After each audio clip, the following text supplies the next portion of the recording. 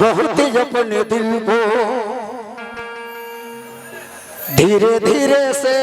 Hello जी किशोर कुमार दोबारे यार मेरे जिंदगी तहरा बस के बाद में खेल बेला ये धासन सी है के बारे में जाना तो पर गुड्डू हलचल जी तू हमरा के चैलेंज देत बारो यही धरती के लाल कुंवर कमलबास के चेला हो तू हमारे घराना के हबो हमर भाइयों बारे आज रिदमिस प्लेयर बिहार के चैंपियन वादक राष्ट्रीय अंतरराष्ट्रीय किशोर कुमार बारे भये बाते ये किशोर कुमार के गाना नहीं था कुमार सानू के भकुआ पूछ पहले संभाला था मैंने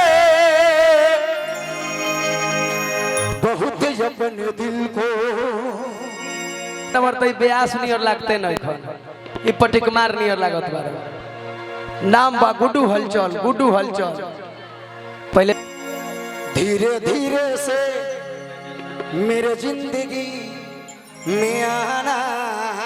हेलो फिल्म धीरे धीरे से दिल को चुराना। फिल्म के फिलाट बना दे रहेदा तारा आवाज में घर्षण मरावे पड़ गल बेला घर्षण जकरा भोजपुरी में घुरसुन कहल जाला घुरसुन। अभी तारा बनारस से दवाई चलता है आवाजवा के दवाइया छोड़ी हम जहाज पर कहियो चढ़लो ना हो ये तो टेम्पल पर चढ़े वाला बानी हम ना हइले सखी शैम्पू से आयावत हल चलवा देखी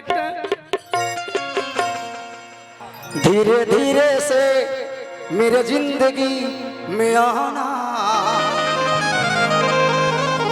धीरे धीरे से दिल को चुराना। जब से तुझे देखा अदिति आपके लिए कह रहा हूं जब से तुम्हें देखा अरे बाप रे बाप दिल को कहीं आराम नहीं। एक तेरे सिवा मेरे होठों पे कोई नाम नहीं।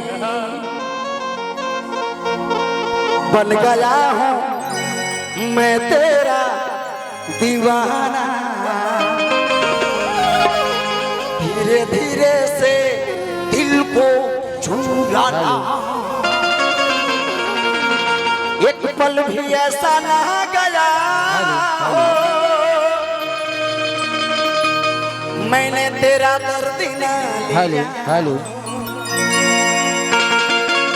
एक दिन भी ऐसा ना गया हो मैंने तुझे याद ना किया हो। इतने दिनों के बाद मिले हो जरा बताओ मुझे सनम इतने दिन तुम कहाँ